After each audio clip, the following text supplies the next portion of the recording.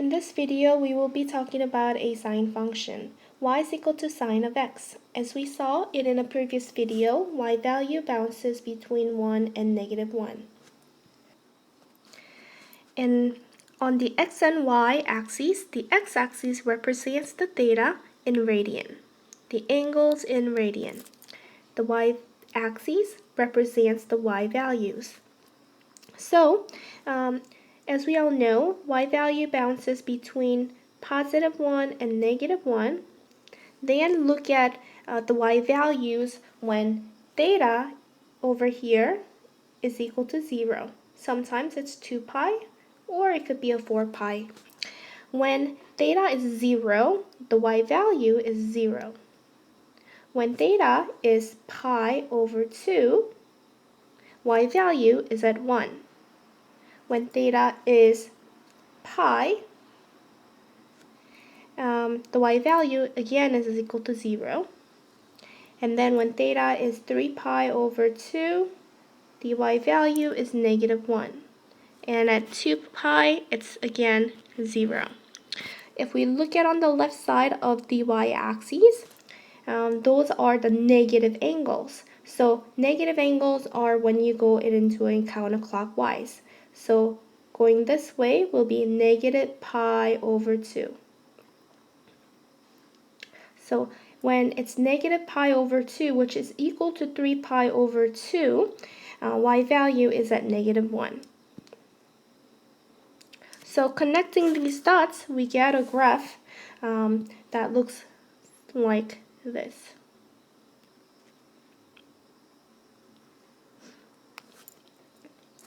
Alright, what happens when y is equal to 2 sine of x?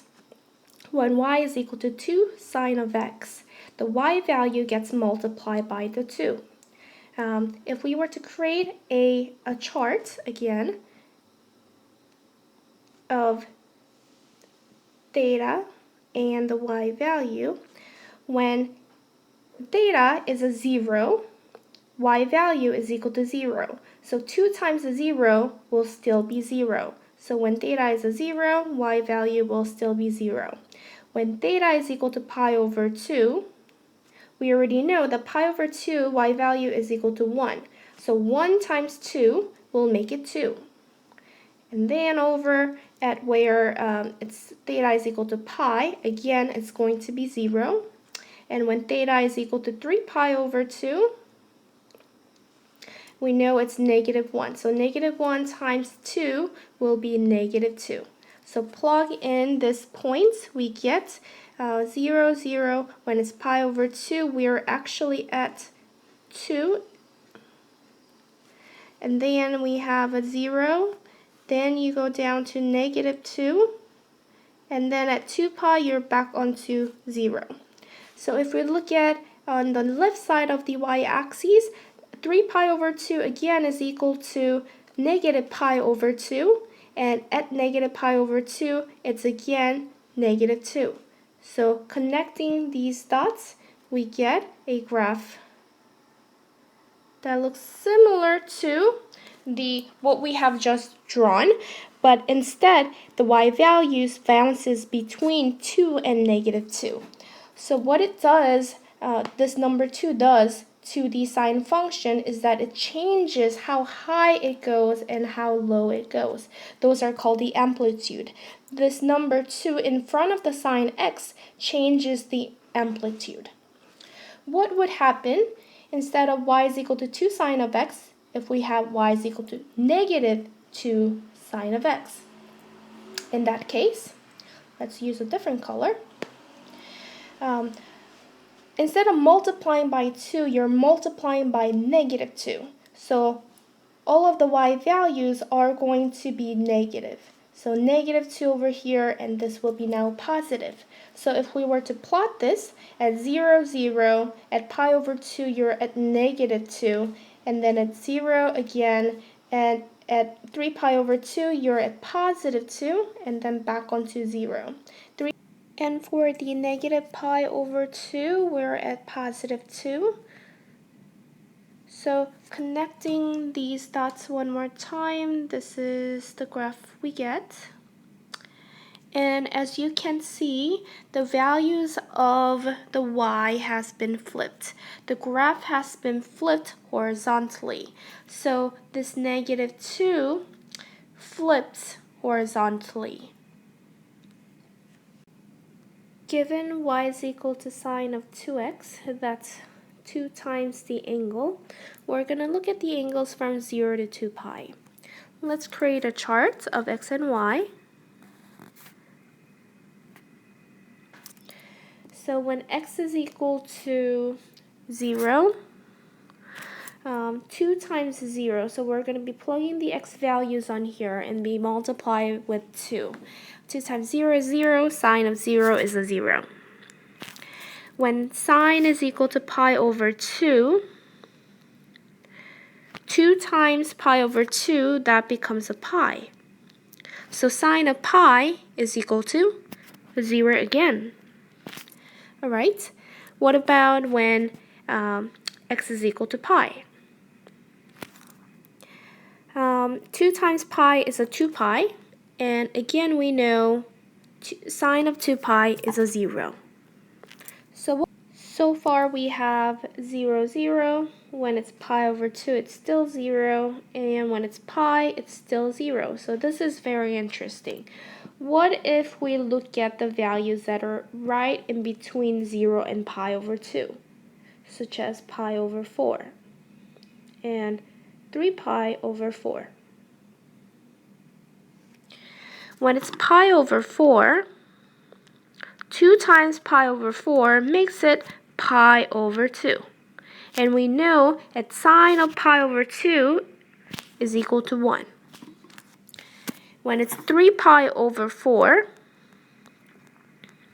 2 times 3 pi over 4 makes it 3 pi over 2. And 3 pi over 2 is a -1.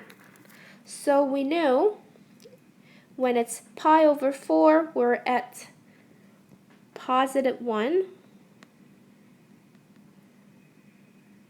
And 3 pi over 4 will make it -1.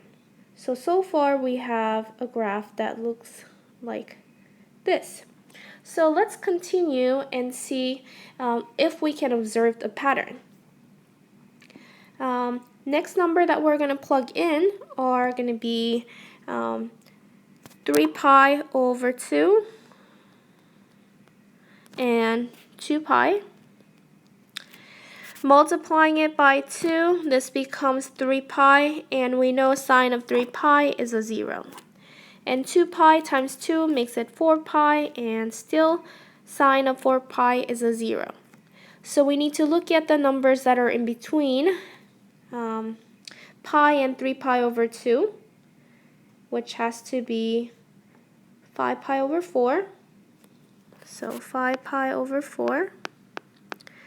And then the other one that we need to look at is 7 pi over 4. When it's 5 pi over 4, multiplying that by 2 makes it 5 pi over 2. And 5 pi over 2 is a 2 pi plus pi over 2. So 2 pi is a whole revolution plus this much more, and we know we're at 1 again. Multiplying 7 pi over 4 by 2, we get 7 pi over 2.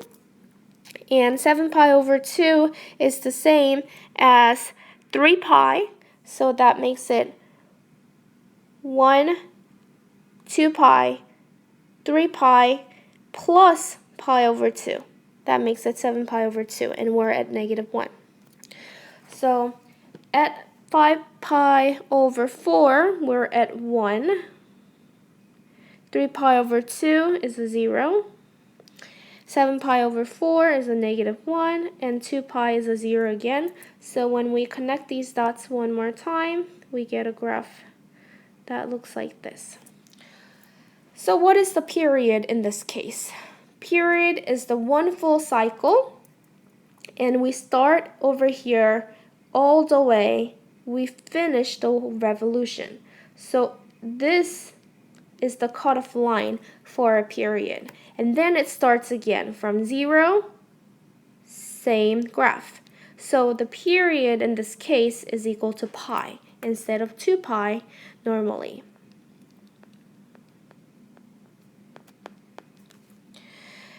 All right, so as we talked about in the previous slide, A represents the amplitude. How high and low it goes. If it's a negative A, then it flips over on the x-axis. The B represents the period. Sine, y is equal to sine of x, has a period of 2 pi. We finish the revolution at 2 pi, and then it repeats again. Sine of 2x has a period of pi. We find the period by 2 pi divided by b. In this case, our b was equal to 2, so 2 pi over 2 is equal to pi.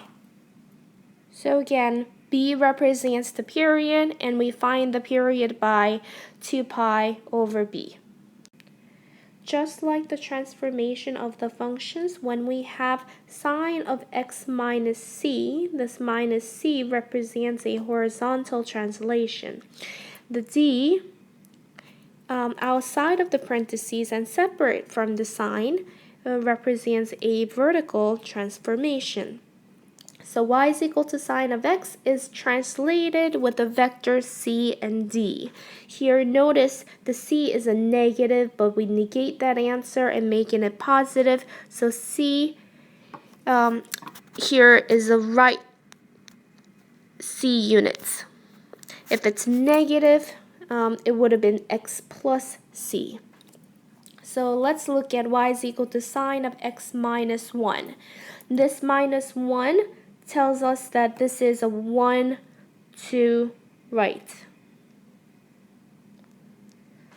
So this graph will be translated 1 units to the right. So we will get a graph of 1 units shifted to the right. When we have sine of x minus 1, this minus 1 is outside of the sign, so this is 1 units down.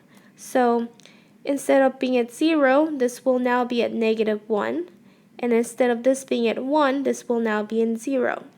And 0, this is negative 1, so we need to go one more down, making it negative 2,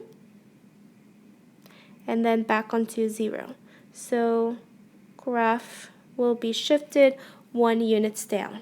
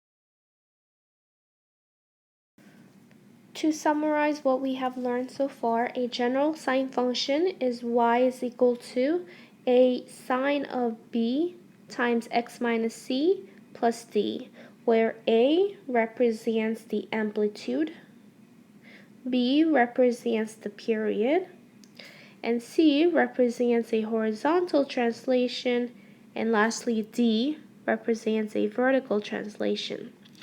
Principal axes is where the d is. Y is equal to d will represent the principal axis. The period is determined by the letter b. We would find the period of a function by using 2 pi over b. Amplitude is always positive. We would find the amplitude of the function by taking the absolute value of an a. So in the example of y is equal to 2 sine of 3 times x minus pi over 4 plus 1, the amplitude will be 2. Period of this function is 2 pi over b. In this case, our b is 3. So 2 pi over 3 is the period of the function. How is it translated? It's moving pi over 4. This negative tells us that it's moving to the right. So it's moving right to pi over 4 and up 1. We could also write this as a vector form of pi over 4 and 1.